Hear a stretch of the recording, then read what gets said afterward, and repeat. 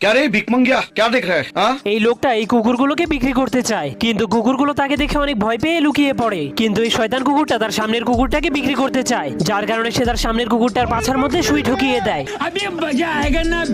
তোরা কে কন্যা সামার বাসা তখন এই শয়তান কুকুরটা জেলের কাছে এসে তাকে দেখে হাসতে শুরু করে দেয়। वाह क्या सीन है। এরপর সে জেল থেকে পালানোর জন্য একটা প্ল্যান বানায়। তখন তার প্ল্যান বানানো শেষ হলে সে মাটি খুঁড়তে শুরু করে দেয়। अब मैं तुमको अपना करोड़ों का खजाना दिखाता हूँ। শয়তান কুকুরটা মাটি খুঁড়তে খুঁড়তে একটা ভাল্লুকের বাড়িতে চলে যায়, কিন্তু তখনই সেই বিক্রি হয়ে যাওয়া কুকুরটা সেখানে চলে আসে।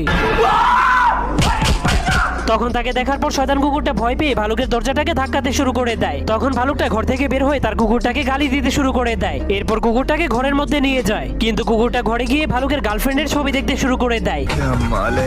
যা দেখার পর ভালুকটা কুকুরটাকে কুত্তার মতো পিটাতে শুরু করে দেয়।